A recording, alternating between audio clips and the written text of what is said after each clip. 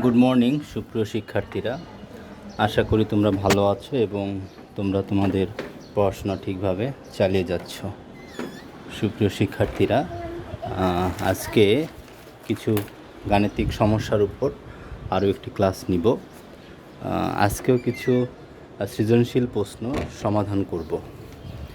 তো আমরা আজকে তাপগতিবিদ্যা অধ্যায়ের উপর আরও একটি ক্লাস নিব। তো প্রিয় শিক্ষার্থীরা, তোমরা জানো যে এই তাপগতিবিদ্যা আমাদের প্রথম দিকে শেষ হয়েছিল, তখন এই সৃজনশীল প্রশ্নগুলো আলোচনা করা হয়নি।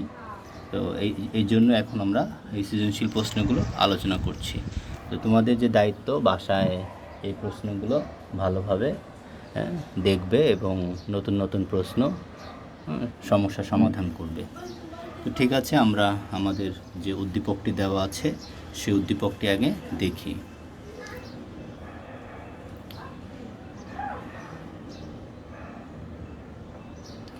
এখানে শুরুতে দেখো একটা তাপমাত্রা দেওয়া আছে 25 ডিগ্রি সেলসিয়াস তাপমাত্রা, ঠিক আছে, এবং 1 অ্যাটম চাপ বিশিষ্ট শুষ্ক বায়ুকে রুদ্ধতাপীয় প্রক্রিয়ায় সংকুচিত করে আয়তন অর্ধেক করা হলো। তার মানে রুদ্ধতাপীয় প্রক্রিয়ায় একে সংকুচিত করা হয়েছে। তাপমাত্রা কত? 25 ডিগ্রি সেলসিয়াস, ঠিক আছে। আচ্ছা, এখন আমাদের যে কাজ, এই উদ্দীপকের মাধ্যমে দুইটি প্রশ্নের উত্তর দিতে হবে। এই যে উদ্দীপক দেওয়া আছে এর মাধ্যমে কয়টি? দুইটি প্রশ্নের উত্তর দিতে হবে। আর সেই প্রশ্নগুলো কি আগে সেটা দেখে নিই। তার আগে তোমাদের এখানে যে মান দেওয়া আছে, এটি তাপমাত্রা টি আর এটি হলো চাপ পি। যদি এটিকে আমরা প্রাথমিক তাপমাত্রা ধরি তাহলে এটা T1 আর এটা P1। ওকে, তাহলে আমরা দেখি কি প্রশ্নের উত্তর দিতে হবে।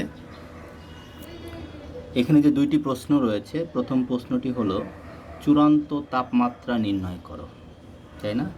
হ্যাঁ, ওখানে একটা তাপমাত্রা দেওয়া আছে আর একটি তাপমাত্রা অর্থাৎ T1 দেওয়া আছে, T2 বের করতে হবে। আর উদ্দীপকের প্রক্রিয়াটি সমষ্ণ প্রক্রিয়া হলে, যে প্রক্রিয়া দেওয়া আছে সেটি হলো রুদ্ধতাপীয় প্রক্রিয়া, তাই না? আর ওই প্রক্রিয়াটি যদি সমষ্ণ হয় তাহলে রুদ্ধতাপীয় পরিবর্তনের সাথে চূড়ান্ত চাপের তুলনা করো। তার মানে আমার রুদ্ধতাপীয় প্রক্রিয়ায় চূড়ান্ত চাপ বের করতে হবে, সমষ্ণ প্রক্রিয়ায়ও চূড়ান্ত চাপ বের করতে হবে, তারপরে দুইটার মধ্যে তুলনা করতে হবে। এটি হলো আমাদের দ্বিতীয় প্রশ্নের কাজ, তাই না? আচ্ছা, তার মানে আমরা এটিকে বলছি প্রয়োগমূলক প্রশ্ন। এটি হলো প্রয়োগমূলক প্রশ্ন। আর এটি হলো কি? উচ্চতর দক্ষতার প্রশ্ন। অর্থাৎ এখানে প্রয়োগের সাথে সাথে প্রশ্ন যে উত্তরটি থাকবে সেটিকে ব্যাখ্যা করতে হবে। ঠিক আছে, আমরা প্রথম প্রশ্নের উত্তর চূড়ান্ত তাপমাত্রা নির্ণয় করব। তো তাহলে আমাদের উদ্দীপকে যে মানগুলো দেওয়া আছে সেটি একটু আবার দেখে নাও।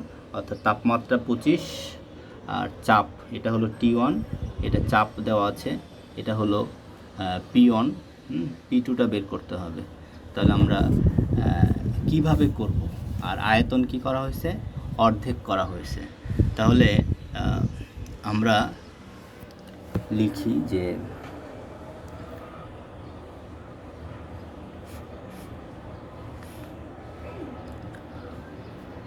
এখানে P1 ইকুয়াল টু 1 অ্যাটম, ঠিক আছে। আচ্ছা, আমরা পি দিয়ে করব না, আমরা টি আর ভি দিয়ে করব। আচ্ছা, T1 ইকুয়াল টু কত আছে? 25 degree Celsius. T1 equal to 25 degree Celsius. আর T2 equal to hot. T2 equal to hot. আর ধরি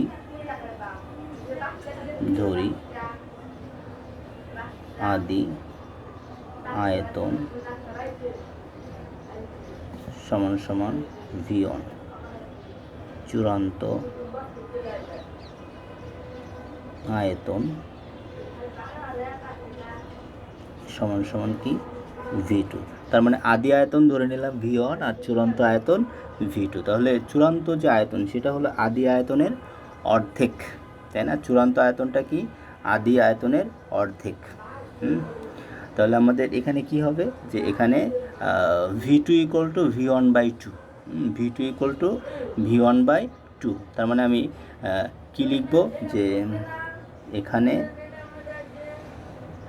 V2 ইকুয়াল টু V1/2, হ্যাঁ, বা V2/V1 সমান সমান কত 1/2, আর গামা সমান সমান কত, গামা ইকুয়াল টু 1.4। ঠিক আছে, গামা সমান সমান 1.4। কেন 1.4? দ্বিপারমাণবিক গ্যাসের জন্য গামার মান হচ্ছে 1.4। এখানে দ্বিপারমাণবিক গ্যাসের কথা বলা হয়েছে। আচ্ছা, ঠিক আছে, তাহলে আমরা সূত্রটা লিখি। আমরা জানি কি জানি, T1 V1 to the power gamma minus 1 equal to T2 V2 to the power gamma minus 1, বা আমরা যদি T2-র মানটা বের করি তাহলে কি লেখা যাবে, T2 ইকুয়াল টু, হ্যাঁ, T2 ইকুয়াল টু কী হবে, T1 ইন্টু উপরে হবে কোনটা V1/V2, হ্যাঁ, তারপরে গামা মাইনাস 1, বা T2 ইকুয়াল টু, এখানে আমাদের T1-এর মান কত 25 ডিগ্রি সেলসিয়াস ইন্টু V1/V2, এখানে আগে ছিল V2/V1 হাফ, তাহলে V1/V2 কত হবে 2 to the power gamma minus 1, গামার মান হচ্ছে কত 1.4 মাইনাস 1। হ্যাঁ, আমরা আগে সূত্রটি লিখলাম। আমরা জানি T1 V1 gamma minus 1 equal to T2 V2 gamma minus 1, বা T2 equal to T1 into V1/V2 gamma minus 1। তাহলে এখান থেকে এরপরে আমরা মানটি বসিয়ে দিলাম, তাই না? আচ্ছা, এরপরের লাইনে কি হবে, বা T2 সমান সমান 25 ইন্টু এখানে হলো 2 আর বিয়োগ করলে কত হয় 0.4। সুতরাং T2 ইকুয়াল টু কত হবে, একটু হিসাব করো মানটা কত হয়। এখানে আমরা যদি ক্যালকুলেটরের সাহায্যে হিসাব করি, হ্যাঁ, 25 ইন্টু 2 টু দি পাওয়ার 0.4, তাহলে কত আসে 120.2 ডিগ্রি সেলসিয়াস। এটাকে যদি ক্যালভিন করি তাহলে তার সাথে কত 273 যোগ করতে হয়, তাহলে 120.2 যোগ 273, হ্যাঁ, সমান সমান কত হয়, যোগ করো কত আসে 393.2 কেলভিন। সুতরাং চূড়ান্ত তাপ T2 ইকুয়াল টু 393.2 কেলভিন। এটা হলো আমাদের প্রথম যে প্রশ্ন দেওয়া আছে সেই প্রশ্নের উত্তর। হ্যাঁ, প্রথম যে প্রশ্ন দেওয়া আছে সেই প্রশ্নের উত্তর। আচ্ছা, এরপরে যে প্রশ্নটি দেওয়া আছে, আশা করি তোমরা এই অঙ্কটি বুঝতে পারছো, তাই না? এরপরে যে প্রশ্নটি দেওয়া আছে আমরা একটু দেখি। উদ্দীপকের প্রক্রিয়াটি সমষ্ণ প্রক্রিয়া হলে রুদ্ধতাপীয় পরিবর্তনের সাথে চূড়ান্ত চাপের তুলনা করো। রুদ্ধতাপীয় পরিবর্তনের সাথে চূড়ান্ত চাপের তুলনা করো। আচ্ছা, এখানে একটু উদ্দীপকটা একটু দেখো যে 25 ডিগ্রি সেলসিয়াস তাপমাত্রা এবং 1 অ্যাটম চাপ, এখানে P1 হচ্ছে 1 অ্যাটম চাপ। তাহলে সমষ্ণ প্রক্রিয়া এবং রুদ্ধতাপীয় প্রক্রিয়া দুইটার ক্ষেত্রে আলাদাভাবে করতে হবে। আচ্ছা, তাহলে আমরা করছি এখন খ নাম্বার যে প্রশ্ন সেটি। হ্যাঁ, খ নাম্বার প্রশ্নটা করছি এখন। তাহলে লিখি যে সমষ্ণ প্রক্রিয়ার ক্ষেত্রে, সমষ্ণ প্রক্রিয়ার ক্ষেত্রে কি কি, P1 ইকুয়াল টু কত 1 atom, P1 equal to 1 atom. তারপরে আছে V2/V1 ইকুয়াল টু কত হাফ, তাই না?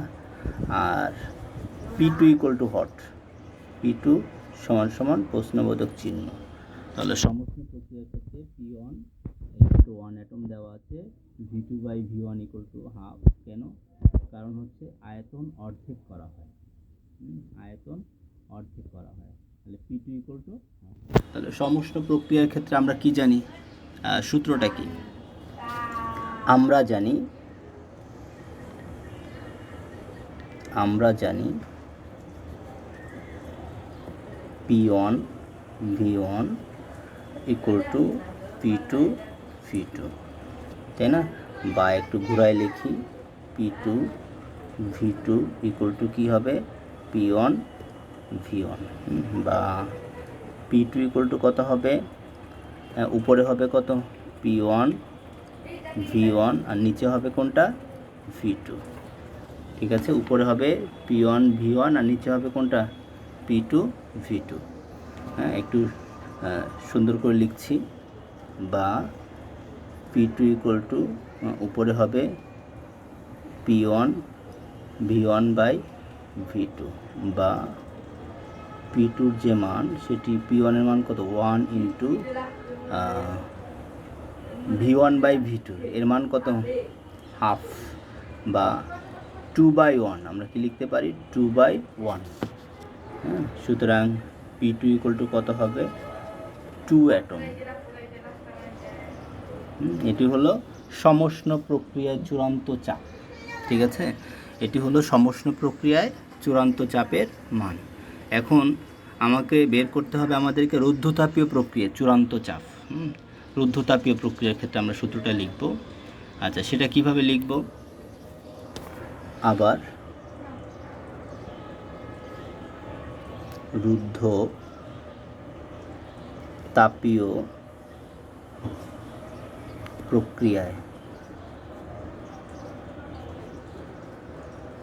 রুদ্ধতাপীয় প্রক্রিয়ায় কী হয়? রুদ্ধতাপীয় প্রক্রিয়ায়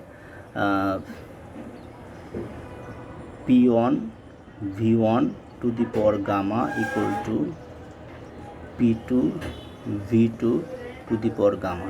এখানে আমরা P2 প্রাইম ধরি, ঠিক আছে? বা একটু ঘুরায় লিখি P2 prime V2 to the power gamma equal to P1 V1 to the power gamma, ঠিক আছে? বা P2 প্রাইম V2 গামা। এখন যদি আমি এই P2 প্রাইমকে যদি আমি এটার নিচে নিয়ে আসি, তাই না? এটার নিচে, তাহলে ভাগ না, যদি আমি V2 প্রাইমকে যদি V2 গামাকে এটার নিচে নিয়ে আসি, তাহলে আমার P2 প্রাইমের মান হয়ে যাবে। তাহলে কি হবে, বা P2 বা P2 প্রাইম সমান সমান কী হবে, P1 ইন্টু এভাবে লিখি V1 by V2 to the power gamma, বা P2 প্রাইম সমান সমান P1 এর মান কত 1 ইন্টু V1 বাই V2 এর মান 2 টু দি পাওয়ার 1.4। সুতরাং P2 প্রাইম ইকুয়াল টু কত হবে, P2 প্রাইমের মান একটু হিসাব করো কত হয়,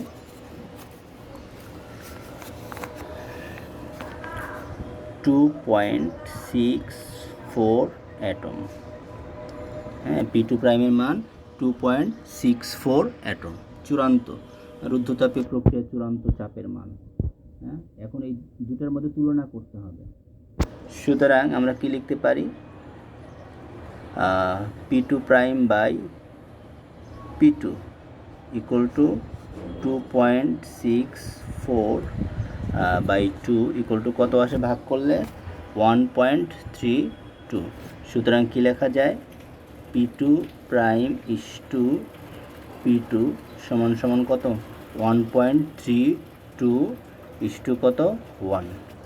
সুতরাং সমষ্ণ ও রুদ্ধতাপীয় প্রক্রিয়ায় চূড়ান্ত চাপের অনুপাত হচ্ছে এটা, সমষ্ণ ও রুদ্ধতাপীয় প্রক্রিয়ায় চূড়ান্ত চাপের অনুপাত। তাহলে আমরা কি লিখতে পারি, অতএব সমষ্ণ ও রুদ্ধতাপীয় প্রক্রিয়ায় চূড়ান্ত চাপের অনুপাত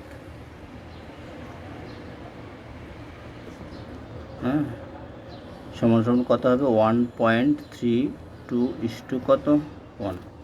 এই হলো আমাদের অ্যান্সার। তাহলে তোমরা আশা করি অঙ্কটি বুঝতে পারছো, খুবই সহজ আমরা যে দুইটা সূত্র ব্যবহার করলাম এই দুইটা সূত্র জানলে আমাদের অঙ্কটি করতে কোনো সমস্যা হবে না।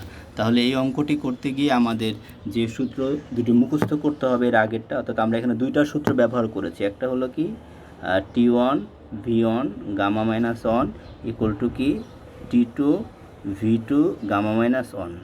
এটা হলো 1 নাম্বার সূত্র। 2 নাম্বার সূত্র হচ্ছে P1 V1 ইকুয়াল টু কি P2 V2। আর একটা হচ্ছে 3 number P1 V1 to the power gamma equal to P2 V2 to the power gamma. প্রিয় শিক্ষার্থী বন্ধুরা, তোমরা এই সূত্রগুলো আগে ভালোভাবে মুখস্থ করবে, তারপরে এই সৃজনশীলটি করা শুরু করবে, ঠিক আছে? তো ঠিক আছে, আমরা আমাদের আলোচনা আজকে এই পর্যন্তই থাকবে।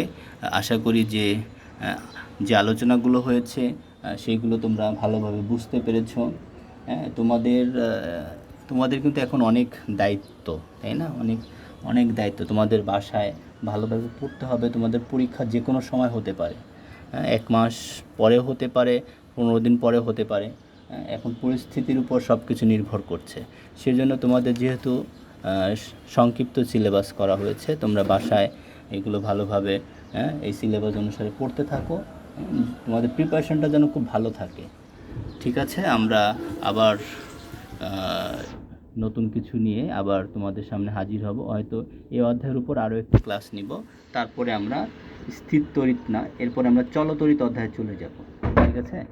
ঠিক আছে, সবাই ভালো থাকো, সুস্থ থাকো। ধন্যবাদ সবাইকে।